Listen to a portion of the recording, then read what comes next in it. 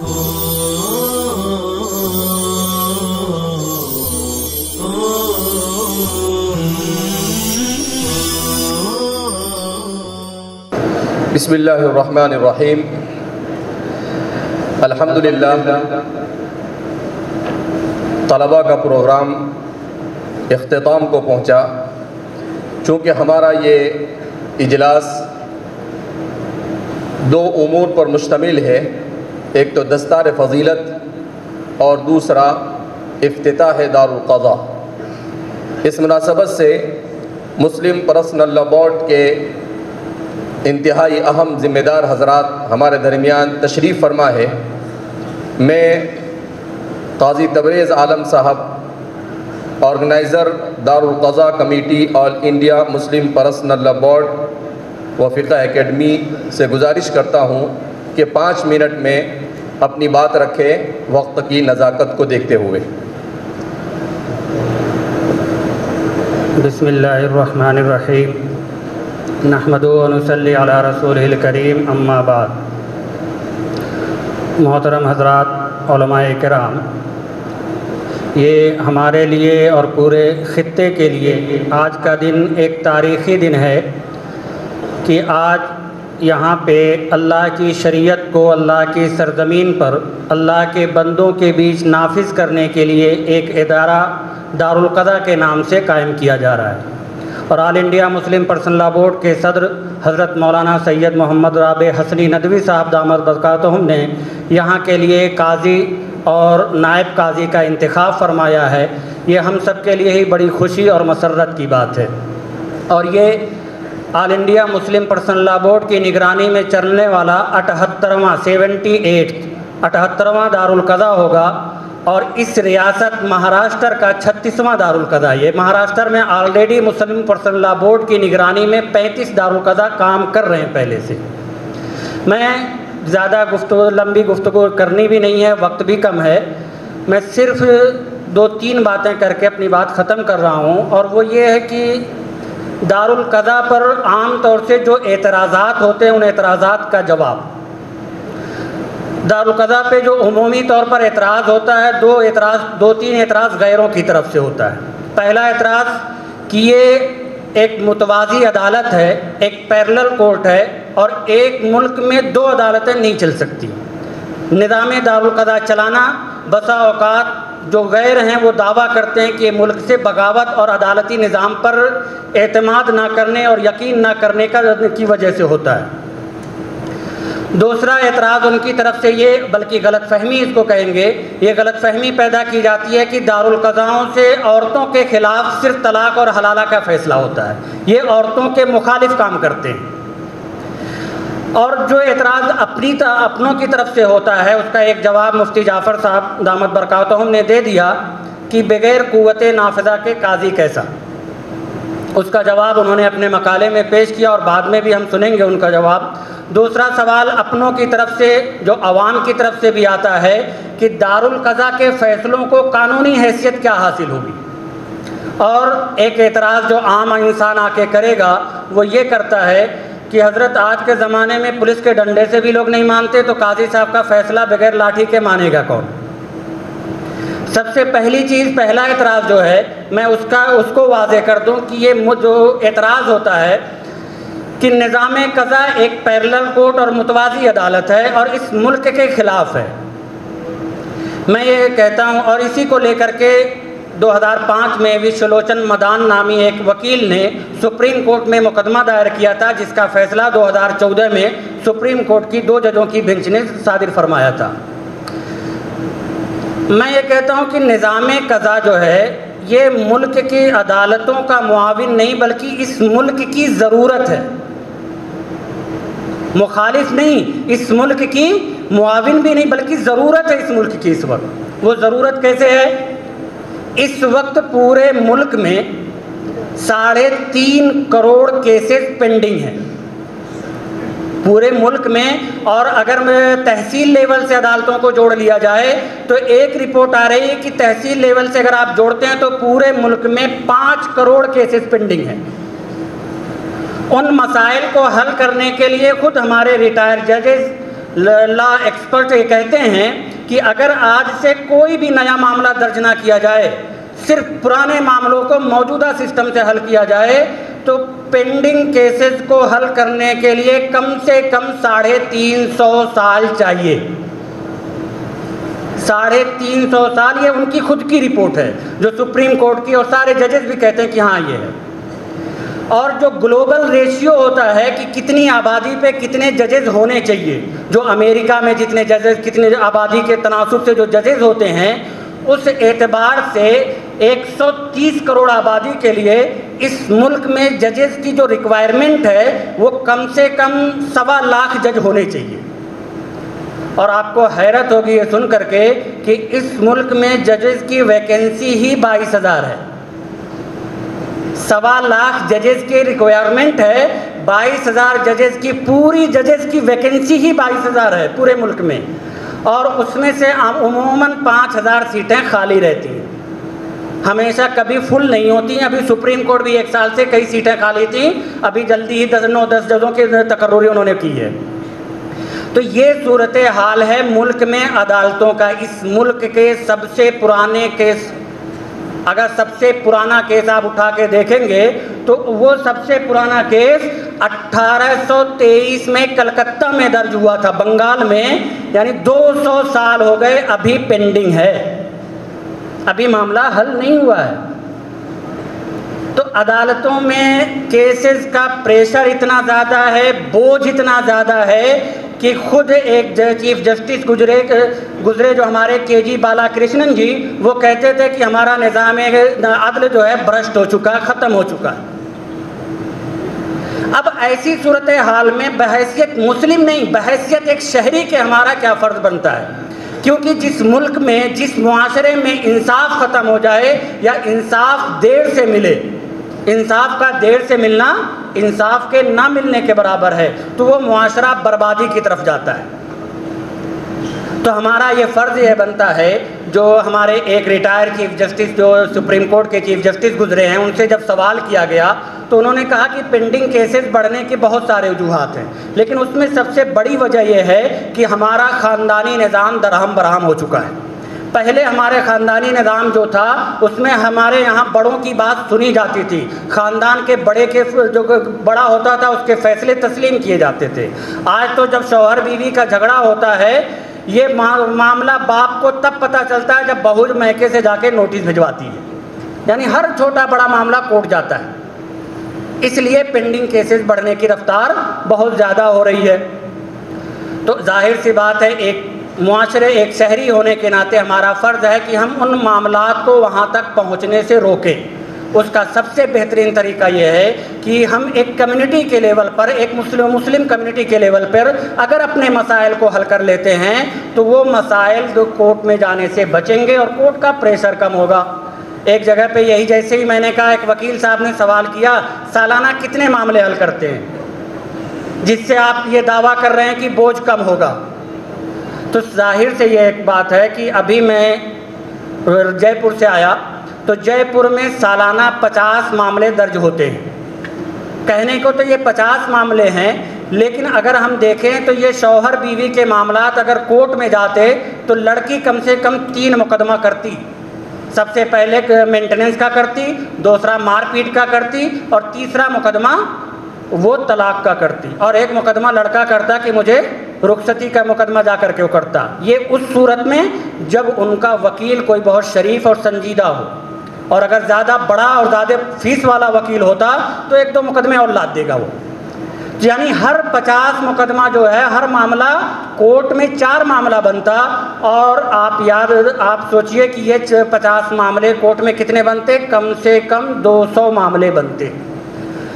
और कोई भी मामला जयपुर दारुल क़ज़ा में 1 साल पुराना नहीं है, सब हल हो चुके हैं। यानी अमूमी जो वक्त लगता है 2 माह, 3 माह, 6 माह इतना लगता है। और जो सुप्रीम कोर्ट और लॉ कमीशन की और फिर लॉ मिनिस्ट्री की जो रिपोर्ट है, वो रिपोर्ट कहती है फैमिली कोर्ट को सॉल्व करने में, फैमिली कोर्ट एक केस को सॉल्व करने में एवरेज 3.5 साल लगाती है, जबकि हकीकत है कि एक तलाक लेने के लिए लड़कियां 10-10 साल चक्कर लगाती हैं। तो खुलासा कलाम है कि ये 200 मामले कम हुए, 50 नहीं कम हुए, वहाँ से 200, और ये 200 मामले अगर उनके यहाँ 3 साल चलते तो 600 केसेस का प्रेशर उन पे बनता। तो ये दारुल क़ज़ा ने सिर्फ ये गलतफहमी है कि 50 मामले ख़त्म किए, इसने 600 मामले का प्रेशर उनसे कम किया। और आप बताइए कि एक मामले पे जो एक बहुत मोतबर तो नहीं कह सकते, लेकिन एक सर्वे किया गया, एक कमेटी ने सर्वे किया कि अगर हम हुकूमत का जितना खर्चा आता है, जजेस की सैलरी, क्लर्क की सैलरी, बिल्डिंग का मेंटेनेंस और फाइल वगैरह सेव करने, महफूज रखने और कंप्यूटर, फिर उनका पेंशन, उन सब चीज़ों को अगर जोड़ लिया जाए तो एक केस पे एवरेज गवर्नमेंट का 10 लाख खर्च आता है। अब सोचिए कि इस दारुल क़ज़ा ने एक मामला हल किया, 200 मामले कोर्ट से हल ख़त्म हुए, और एक मामले पे गवर्नमेंट सालाना 10 लाख खर्च करती। अब ये बताइए कि दारुल क़ज़ा ने यहाँ की इकोनॉमी, यहाँ के ख़जाने की कितनी बचत की। तो मैं ये कहता हूँ ये अदालत का मुआविन नहीं, ये हुकूमत का भी मुआविन है, यहाँ के ख़जाने की बचत करने वाला है, यहाँ के मुआशरे में जल्द से जल्द इंसाफ फराहम करने का ज़रिया है। तो इस मुल्क में अगर इंसाफ ख़त्म होगा तो खाना जंगी शुरू होगी, मुल्क और मुआशरे में तबाही शुरू होगी, उस तबाही को रोकने का ज़रिया ये दारुल क़ज़ा। तो ये दारुल क़ज़ा इस वक्त मुल्क की ज़रूरत बन चुका है, सिर्फ अदालतों का बोझ कम करने का ज़रिया नहीं है। मैं और तफसीलात में नहीं जाना चाहता। अब दूसरा एतराज़ जो था, दूसरा एतराज़ ये होता है कि जो दारुल क़ज़ा से फ़ैसले होंगे उनकी कानूनी हैसियत क्या होगी। दारुल क़ज़ा से जो फ़ैसले होंगे उसकी कानूनी हैसियत क्या होगी।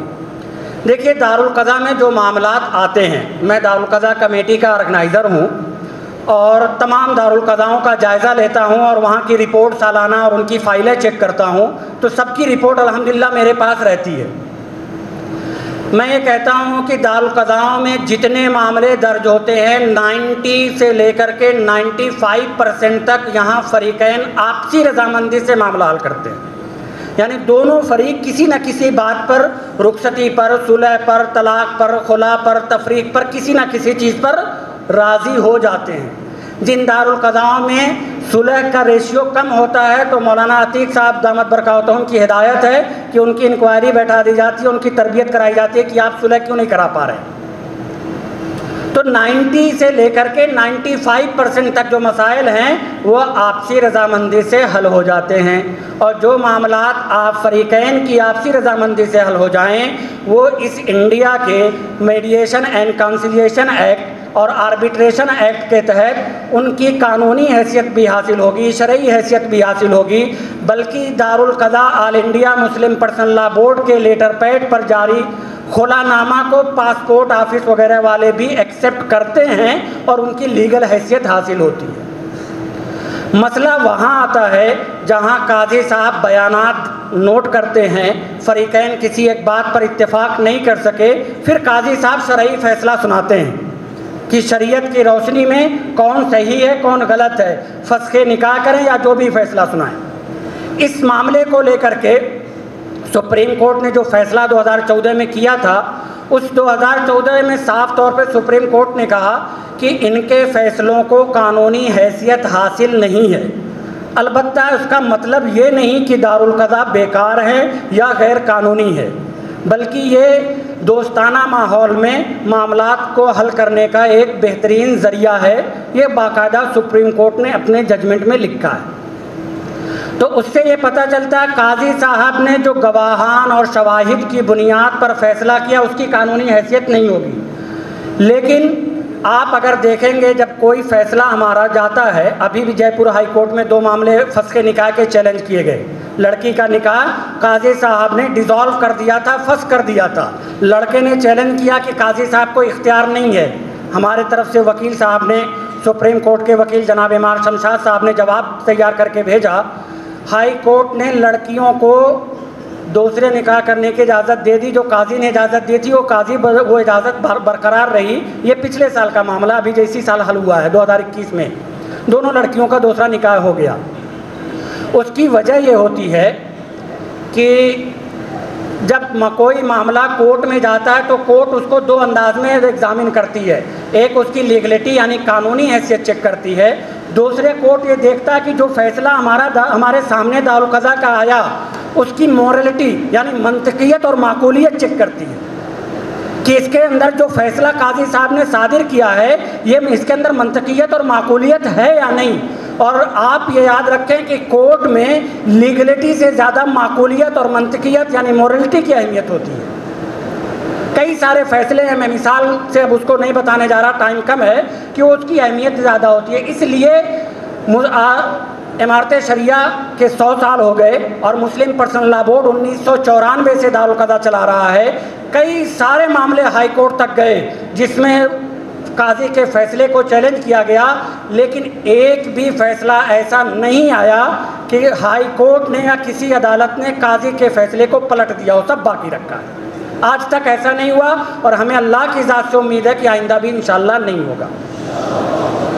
तीसरा एतराज़ जो एक होता है, वो एतराज़ का जवाब दे के बात ख़त्म करूँगा कि जो औरतों को लेकर के सवाल होता है कि यहाँ औरतों के ख़िलाफ़, ये एडवोकेट फ़रा फैज़ नाम की एक बहुत टीवी डिबेट पे बोलती थी कि यहाँ से तलाक़ और हलाला का ये मुल्ला फ़ैसला करता है, बस यही एक एतराज़ था।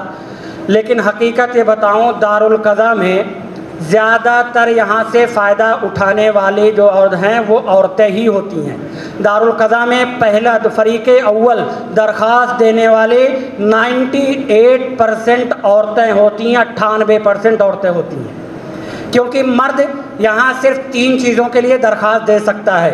बीवी आ नहीं रही है रुख़्सती के लिए, वरासत वगैरह की तक़सीम, वरासत हिबा वगैरह के मसाइल के लिए, और बच्चे की किफ़ालत हासिल करने के लिए। 3 मामले के लिए सिर्फ अपना दरख्वास्त दे सकता है। लड़कियाँ मुतालबे खुला के लिए, मुतालबे तलाक़ के लिए, मुतालबे नफ़क़ा के लिए, मुतालबे हज़ानत के लिए, और इसी तरीके से अपने बच्चे का नफ़क़ा मांगने के लिए। बच्चा उसके कस्टडी में है, फिर बच्चे के पालने की उजरत मांगने के लिए, तहक़ीक़ तलाक़ के लिए, तहक़ीक़ निकाह के लिए, इन तमाम मामलात में तो कई सारी चीज़ों के मुतालबात के लिए लड़की आ सकती है, जबकि लड़का 3 के लिए आ सकता है। लड़कियां तकरीबन 10 तरह के मुतालबात आके दारुल क़ज़ा में कर सकती हैं।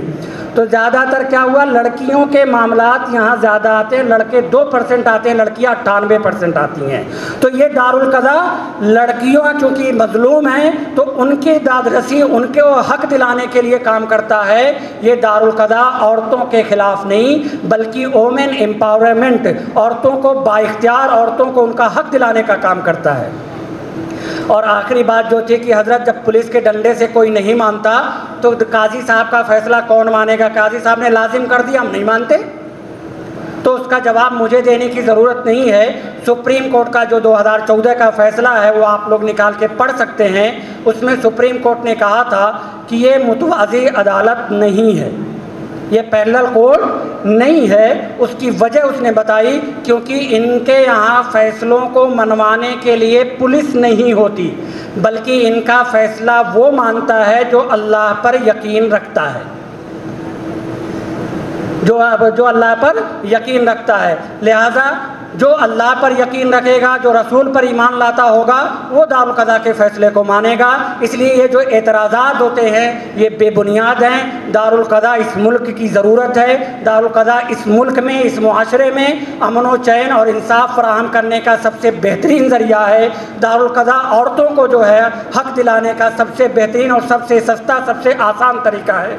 अल्लाह ताला यहाँ कायम होने वाले निज़ाम क़ज़ा को कामयाब फरमाए और इस इलाके में, इस खित्ते में लोगों को अपने इंसाफ हासिल करने के लिए इस तरफ रुजू फरमाए और लोगों को गैर शरई निज़ाम इंसाफ की तरफ जाने से बचाए। आमीन व आखिर दावाना अल्हम्दुलिल्लाह।